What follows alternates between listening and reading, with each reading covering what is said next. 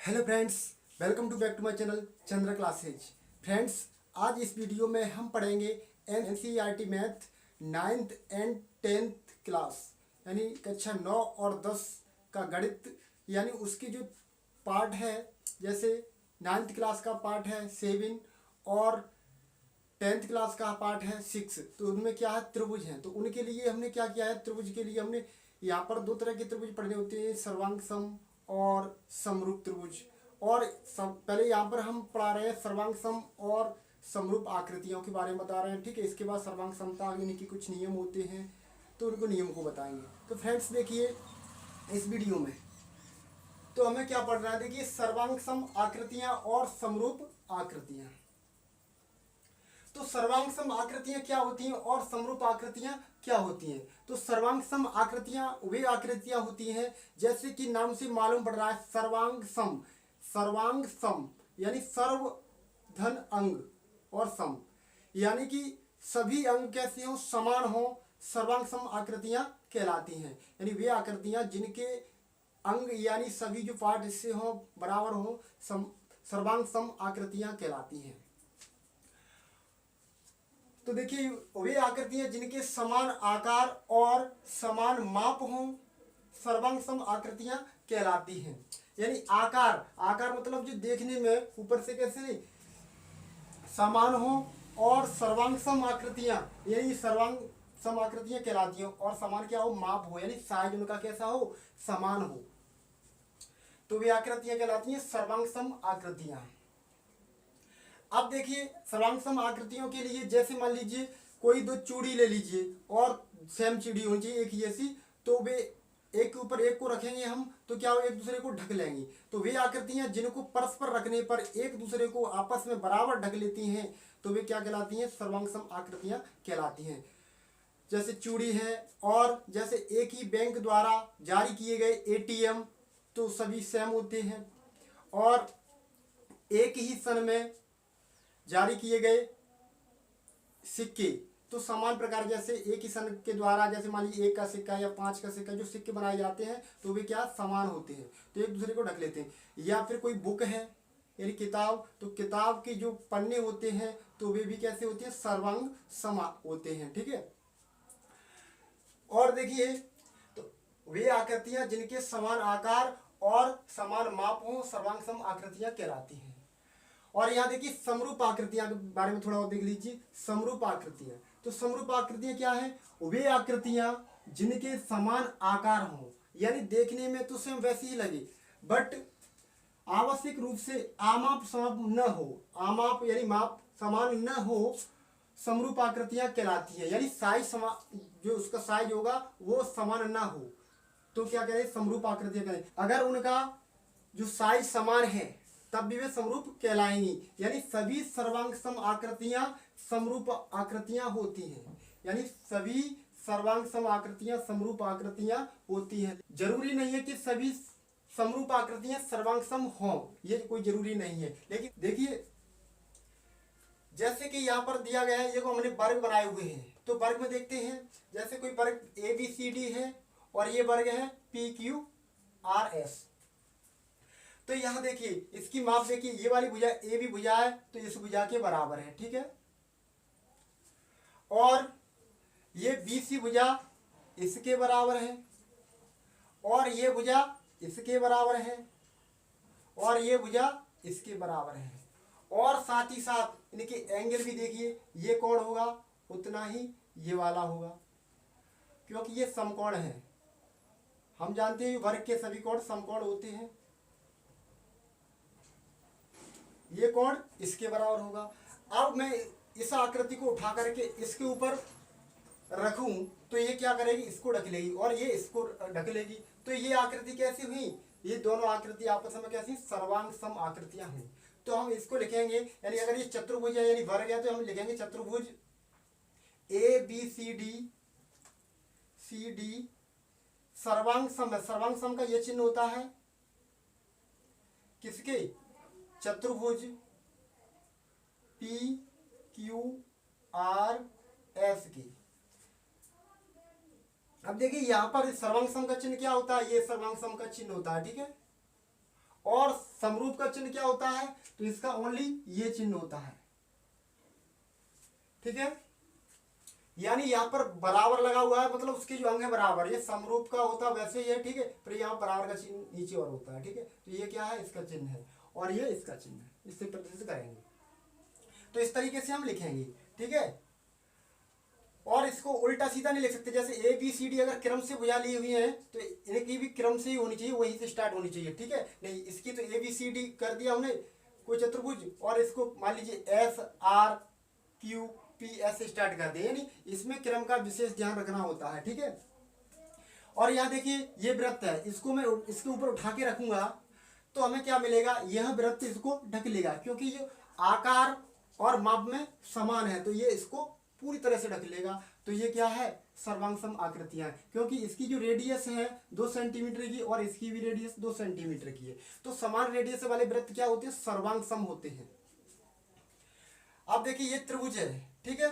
अगर ये कोण इस कोण के बराबर हो और ये कोण इसके बराबर हो और ये कोण इसके बराबर हो, तो जरूरी नहीं कि ये सर्वांग सम हो, यानी कोण बराबर होने से ही सर्वांग सम नहीं होंगे, तो इनकी भुजाएं भी बराबर होना जरूरी है।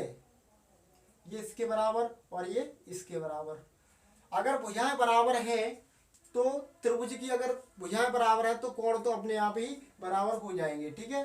तो क्या है ये सब, तो ये त्रिभुज आपस में कैसे होंगे, सर्वांग सम होंगे। यानी देखिए कोण भी बराबर हो गए और भुजाएं भी बराबर है, तो कह सकते हैं हम, यानी त्रिभुज ए बी सी सर्वांग सम है त्रिभुज पी क्यू आर की। और यहाँ पर कोण ए बराबर है कोण पी के, और कोण बी बराबर है कोण क्यू के, कोण सी बराबर है कोण आर के।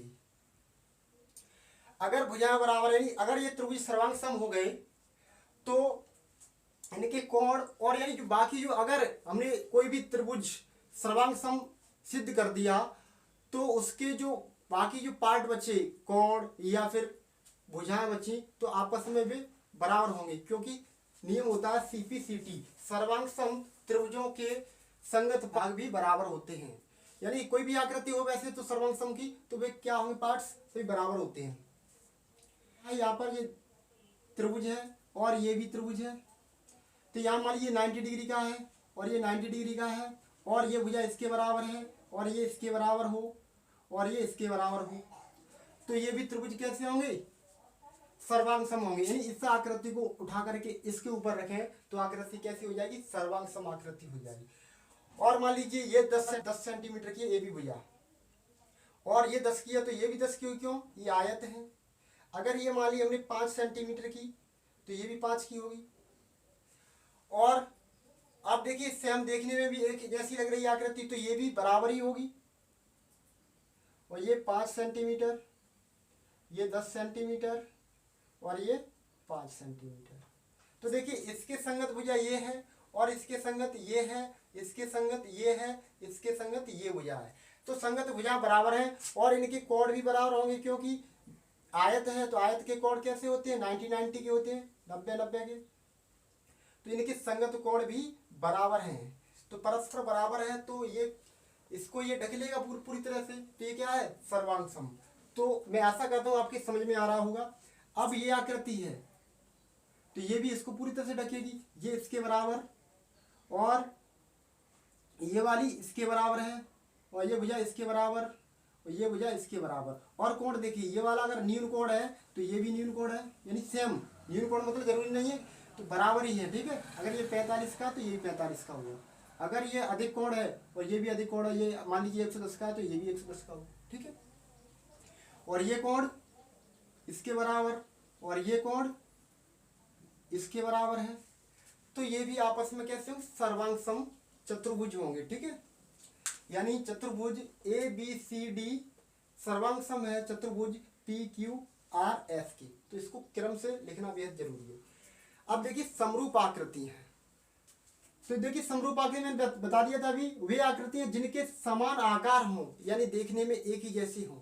अर्थात ये सभी आकृतियां क्या थी, समरूप आकृतियां हो सकती है। इनको भी हम समरूप, देखने में ये आकृतियां कैसी लग रही हैं, सेम ही तो लग रही हैं, देखने में आकृतियां सेम है। अगर देखने में सेम है तो और कहा गया है कि उनकी जो आमाप है आवश्यक रूप से समान न हो। अगर समान है तो कोई दिक्कत नहीं है। देखिए ये क्या है, समरूप होंगी। तो सभी सर्वांग सम आकृतियां समरूप आकृतियां होती हैं। तो ये सभी क्या समरूप होंगी।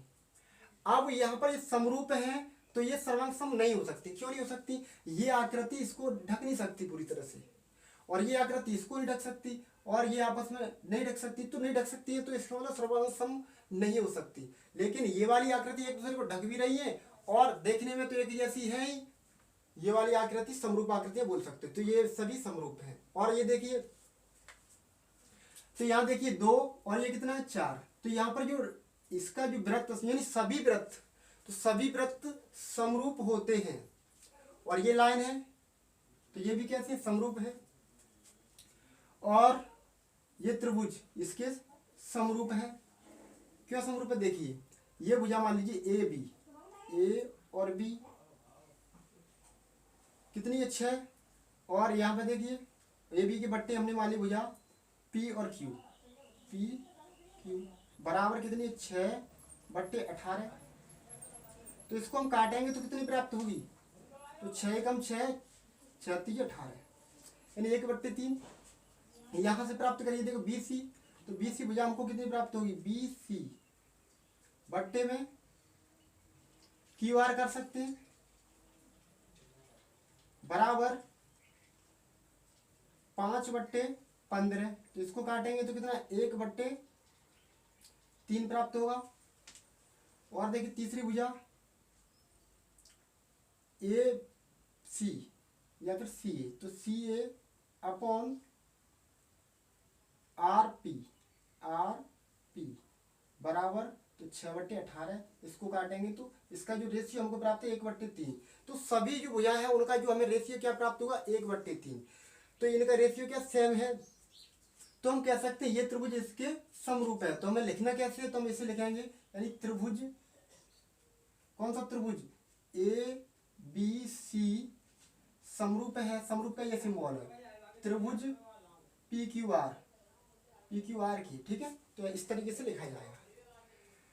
और अगर ये भुजाएं आनुपातिक है और ये कोण इसके बराबर है और ये कोण इसके बराबर और ये इसके बराबर, तो ये त्रिभुज कैसे होंगे, समरूप होंगे। यानी सभी कोण अगर बराबर हैं, ये इसके बराबर है, ये इसके बराबर है और ये इसके बराबर है, तब भी ये समरूप होगा। अगर भुजाएं अनुपातिक है तब भी समरूप होगा, ठीक है। अब देखिए ये आकृति है, ये वर्ग वाली आकृति। तो यहाँ पर हम क्या देखते हैं, ये भी एक वर्ग है। तो मान लीजिए इसकी भुजा अगर ये मान ली हमने 6 सेंटीमीटर है और अंदर वाली हमने मान ली 3 सेंटीमीटर, वर्ग है तो सभी भुजाएं क्या 6 की होंगी ना। तो ये 6 सेंटीमीटर, ये 6 सेंटीमीटर, ये भी 6 सेंटीमीटर होगी और ये 3 सेंटीमीटर और ये 3 सेंटीमीटर, ये भी 3 सेंटीमीटर। तो ये त्रिभुज इसके समरूप होगा क्योंकि इसकी जो भुजा होंगी आनुपातिक होंगी। मान लीजिए अगर हम पहले ए बी भुजा लेंगे तो ए बी के बट्टे में हम ए डैश और बी डैश करेंगे तो हमें 6/3 प्राप्त होगा, यानी काटेंगे हमें तो 2/1 प्राप्त होगा। तो सभी भुजाओं का हमें अनुपात प्राप्त होगा 2/1। तो भुजाएं कैसी होंगी, समान अनुपात की, यानी सभी का अनुपात क्या होगा, बराबर होगा। और साथ ही साथ देखिए अगर ये वर्ग है तो ये कोण कैसे 90-90 के होंगे सभी के, तो ये कोण सभी 90-90 के होंगे। तो ये वाले भी, तो ये संगत कोण भी बराबर हैं। अगर संगत कोण बराबर है तो ये कैसे होंगे, एक दूसरे के ये चतुर्भुज यानी वर्ग कैसे होंगे, समरूप होंगे। तो ये देखिए ये 3 भुजा है, ये 3 दूनी 6 और ये 2 है तो 2 दूनी 4, और यहाँ देखिए 2 है तो ये 4 और ये 3 है तो 6। तो हम इनको भी काटेंगे तो ये 1/2 प्राप्त होगा इसका रेशियो, और इसका रेशियो 1/2, इसका भी 1/2 और इसका भी अनुपात 1/2। तो ये आकृतियां कैसी हैं, समरूप आकृतियां। तो मैं आशा करता हूं आपके समरूप आकृतियां और सर्वांग सम आकृतियों में अंतर समझ में आया होगा। तो हम एक बार और देख लीजिए, यानी सभी सर्वांग सम आकृतियां समरूप आकृतियां होती हैं, लेकिन जरूरी नहीं है कि इसका जो विपरीत भी सत्य हो। अब विपरीत क्यों सत्य, जरूरी शब्द क्यों लगा दिया, क्योंकि देखिए एक वृत्त ये है, ठीक है, और ये भी एक वृत्त है। अब ये वृत्त क्या है, दोनों आकार में सेम है, ये इसको ढक रहा है, ये वृत्त इसको ढक रहा है, तो ये क्या है, एक ये कौन से है, ये समरूप है, ये वृत्त है समरूप वृत्त है। अगर ये समरूप है तो ये कैसे, सर्वांग सम भी है। क्यों सर्वांग सम है, ये इसको ढक रहा है तो ये सर्वांग सम है।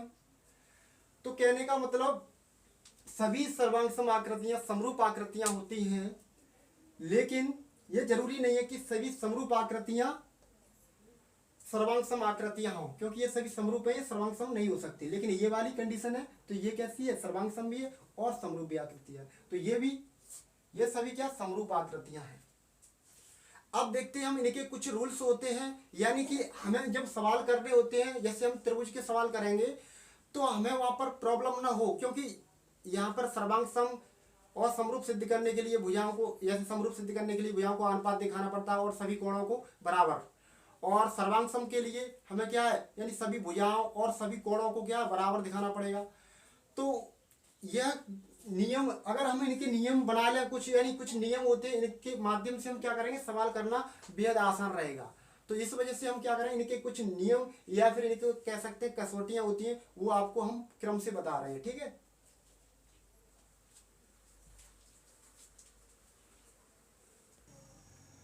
तो चलिए फ्रेंड्स, आप स्क्रीनशॉट ले लीजिए। तो फ्रेंड्स, अब हम इनके कुछ रूल्स हैं तो उन रूल्सों को लिखेंगे, यानी जो इनके क्राइटेरिया, कसौटियाँ बोल सकते हैं, रूल्स बोल सकते हैं, तो उनके माध्यम से हम जो सवाल करेंगे, 9th क्लास के सवाल करेंगे या फिर 10th क्लास के सवाल करें, तो उन्हें करना हमें बेहद आसान रहेगा, ठीक है। तो उनकी जो कसौटियाँ हैं तो हम उनको लिखते हैं, ठीक है।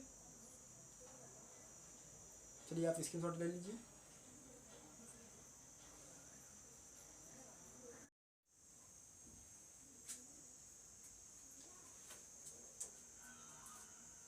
तो चलिए फ्रेंड्स, इनके रूल्स होते हैं, यानी इनकी कसौटियाँ, क्राइटेरिया होते हैं, तो इनको हम पढ़ते हैं। तो देखिए इनके नियम क्या होते हैं।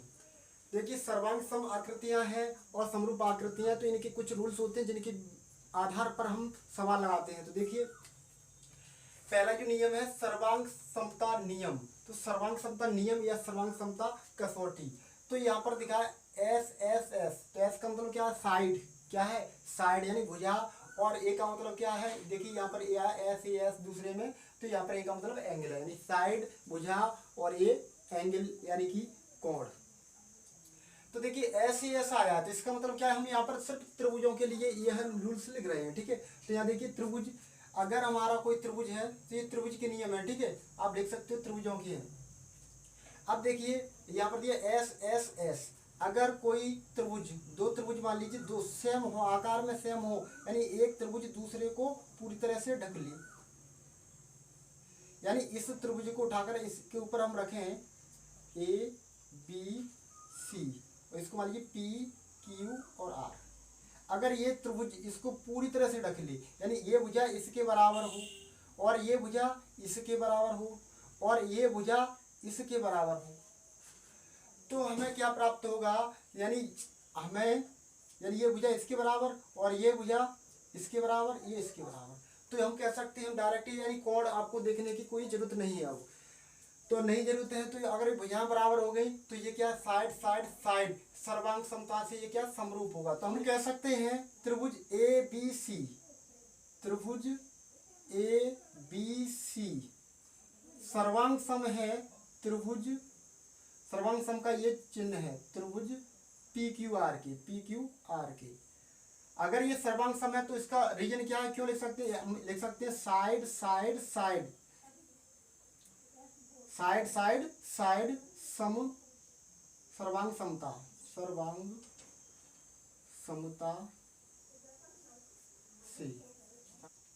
चलिए अब देखिए भुजाएं बराबर है तो आप लिख सकते हो, चाहो तो भुजा देखो 5, ये 5 है तो ये 5 मान ली, ठीक है, और लग रहा है देखने में एक जैसे लग रहे हैं तो हम सभी को 5 5 मान लेते हैं, ठीक है, ये इसकी 5 तो ये भी 5, ये 5 हो।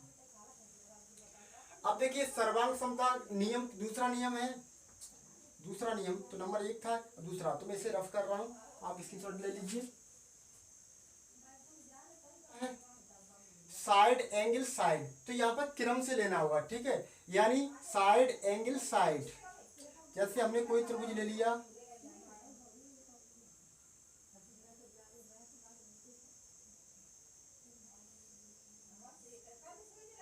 ये त्रिभुज हमने ले लिया, ठीक है, और दूसरा त्रिभुज कोई ये ले लिया, ठीक है।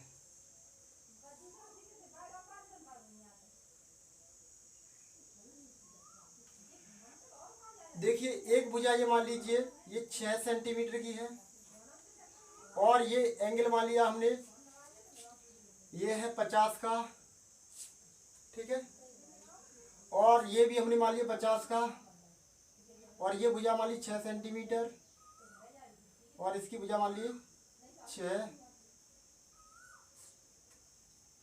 और ये भी मान ली 6 सेंटीमीटर, और ये हमने मान ली 4 सेंटीमीटर, तो ये हमने मान ली 4 सेंटीमीटर। तो यहाँ कहा गया है कि साइड एंगल साइड सर्वांग समता नियम, यानी कि दो भुजाएं, तो देखिए यहाँ पर ये भुजा मान लीजिए त्रिभुज ए बी और सी कोई त्रिभुज है, ये पी क्यू आर। तो भुजा देखिए इस भुजा की, ये इस भुजा की संगत भुजा ये है, और इस भुजा की संगत भुजा ये है, और इनके बीच का कोण, इन दोनों के बीच का कोण यानी कोण ए बराबर है कोण पी की।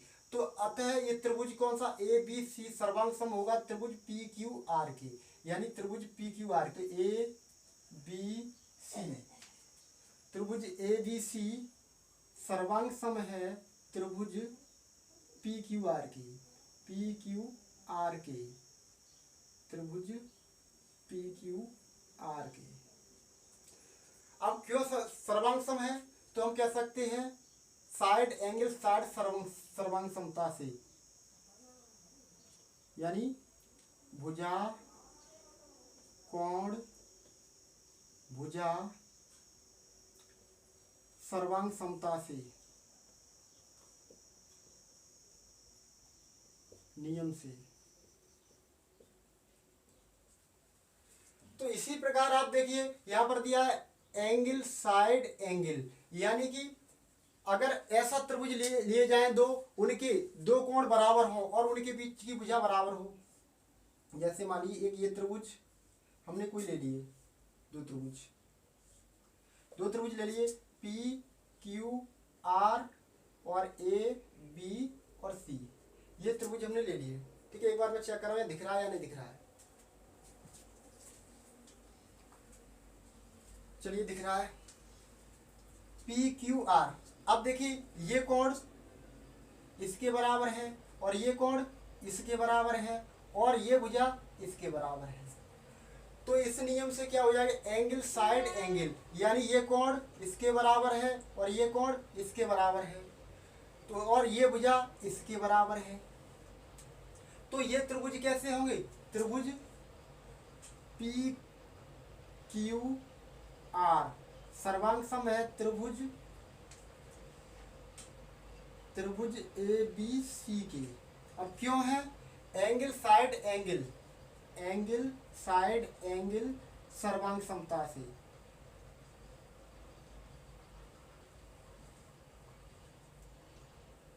यानी इस नियम से। और अगर ये सर्वांग सम है तो ये कोण भी इसके बराबर होगा और ये भुजा इसके बराबर होगी, ये भुजा इसके बराबर होगी। क्यों होगी, ये इसीलिए होगी सर्वांग सम त्रिभुजों के संगत भाग बराबर होते हैं, यानी सर्वांग सम अगर ये त्रिभुज है तो इनके संगत भाग क्या होंगे, बराबर होंगे। तो सर्वांग सम त्रिभुजों के संगत भाग बराबर होते हैं, यानी जो बचे भाग तो संगत भाग, ये इसके कोण इसके बराबर होगा, ये भुजा इसके बराबर होगी, ये भुजा इसके बराबर होगी, और ये तो हमने सिद्धि की थी। तो ये क्या है, आपस में अगर सर्वांग सम है ये त्रिभुज तो इनके जो बाकी पार्ट भी बचे संगत पार्ट वे क्या होंगे, बराबर होंगे। और किससे, यानी सर्वांग सम त्रिभुजों के संगत भाग बराबर होते हैं correspondence part of congruent triangle by CPCT, यानी इसको कह सकते हैं सीपीसीटी के द्वारा। चलिए अब इसको देखिए, ये कंडीशन नंबर 4 ले लीजिए। तो कंडीशन 4 क्या है, यहां देखिए एंगल साइड, तो अगर दो कोण बराबर हो, जैसे अभी ये कंडीशन तो हमने एंगल साइड एंगल तो ली थी, यानी बीच में साइड हो। अगर हमने कोई ऐसे त्रिभुज लिए जिनके दो कोण सेम हो और एक भुजा बराबर हो, तो देखिए यहाँ पर मैंने मान लीजिए ये कोण और ये कोण, ठीक है, ये कोण और ये वाला कोण, यानी इसके ये संगत और ये इसके ये संगत कोण बराबर हों, और एक भुजा कोई मान लीजिए ये भुजा इसके बराबर हो, तो ये भी त्रिभुज कैसे होंगे, यानी ए बी सी त्रिभुज पी क्यू आर के क्या होगा, सर्वांग सम होगा। यानी ये वाला त्रिभुज इसके सर्वांग सम होगा। क्यों, देखिए ये कोण इसके बराबर है, ये कोण इसके बराबर है, और एक कोई भुजा बराबर है। तो देखिए इससे एंगल एंगल साइड सर्वांग समता नियम से ये कैसे होंगे, समरूप सर्वांग सम होंगे। ये कैसे होंगे, सर्वांग सम होंगे। यानी त्रिभुज ए बी सी सर्वांग सम है त्रिभुज पी क्यू आर के एंगल एंगल साइड सर्वांग समता से।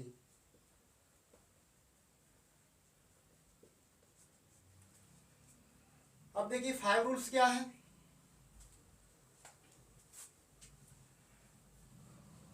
RHS आर का मतलब होता है राइट एंगल, और एच का मतलब हाइपोटेनस, और एस का मतलब साइड।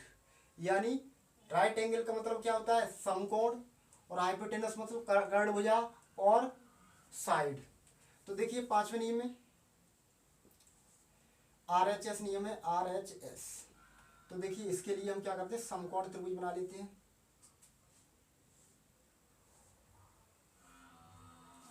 तो ये समकोण त्रिभुज है, तो मान लीजिए इसका नाम ए बी सी, इसका पी क्यू आर, ठीक है, ये समकोण है, तो ये भी इसका समकोण है, ठीक है।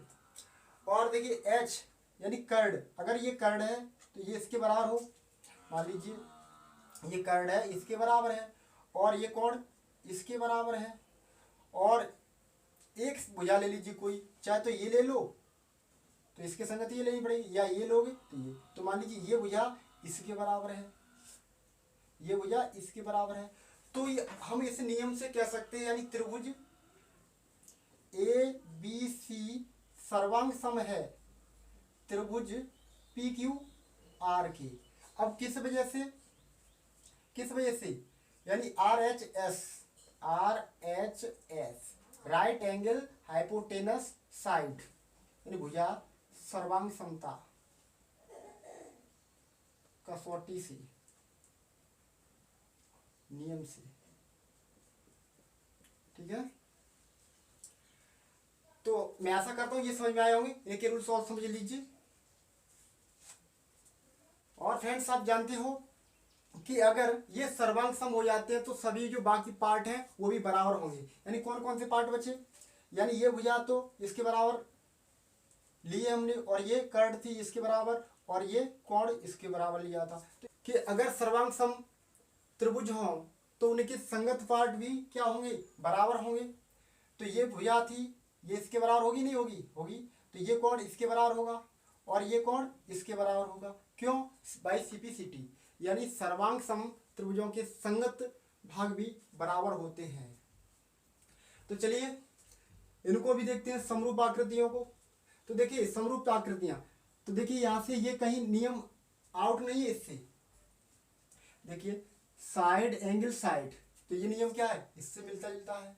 और ये देखिए SAS, तो ये इससे मिल रहा है, और ये वाला नहीं मिल रहा है, और ये मुश्किल मिलेगा। देखिए क्यों नहीं मिल सकता, मान लीजिए ये वाला त्रिभुज और एक छोटा सा त्रिभुज, अब इसका कोण ये इसके बराबर हो सकता है, ये इसके बराबर हो सकता है, ये इसके बराबर हो सकता है। तो क्या ये आकृति इसको ढक लेगी, नहीं ढक पाएगी, तो इस वजह से नहीं मिल रहा ये नियम, ठीक है।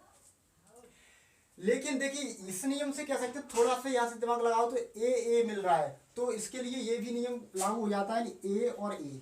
अगर हमें जब सवाल करेंगे अगर दो कोण मिल जाएं तो तीसरा कोण भी अपने आप बराबर हो जाएगा, ठीक है, समरूपता में जब सिद्ध करेंगे तब, ठीक है। तो ये त्रिभुज देखिए, ये वाली इस कंडीशन समझिए, यानी एंगल एंगल एंगल, तो ये कोण इसके बराबर है और ये वाला कोण इसके बराबर है और ये कोण इसके बराबर है। तो मान लीजिए ए बी और सी, पी क्यू आर, तो ये त्रिभुज इसके समरूप होगा, यानी त्रिभुज ए बी सी समरूप होगा त्रिभुज पी क्यू आर के। क्यों समरूप होगा? एंगल एंगल एंगल समरूपता से, यानी कोण कोण कोण समरूपता से।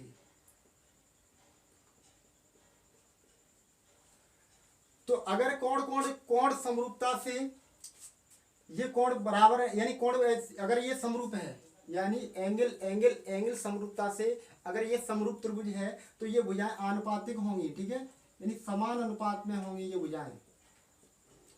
तो हम इनको लिख सकते हैं, यानी A B upon P Q संगत भुजाएं, यानी इसके संग ये है, इसके साथ ये है, तो बराबर B C upon Q R बराबर सी ए या फिर A C A upon R P. तो ये समान अनुपात में होंगे क्योंकि ये त्रिभुज कैसे हैं? समरूप हैं, समरूपता से। और ये वाली कंडीशन देखिए, साइड साइड साइड, तो यहाँ पे मैंने अभी समझाई थी, और ये वाली एस ए एस समरूपता से, तो वही कैसी कंडीशन है, अगर वे सर्वांग सम है तो समरूप तो होंगे, यानी सभी सर्वांग सम त्रिभुज समरूप त्रिभुज होते हैं। तो ऐसे ऐसे ये सर्वांग सम होगा तो ये समरूप होगा। अब देखिए यहाँ ये समरूपता का नियम था तो यहाँ पर लागू नहीं हो रहा है, ठीक है, तो यहाँ पर ट्रिपल ए वाला कंडीशन देखने को नहीं मिलेगी, और ये कंडीशन भी नहीं मिलेगी आपको, ये डबल एस भी नहीं मिलेगी, ठीक है, तो ये कंडीशन नहीं मिलेंगी। आस यानी इसको एस बोल सकते हैं, निगरान, ये कंडीशन नहीं मिलेगी, ठीक है, देखने को। तो चलिए फ्रेंड्स, उम्मीद करता हूँ आपके ये समझ में आए होंगे। मिलते हैं नेक्स्ट वीडियो में। Thank you for watching.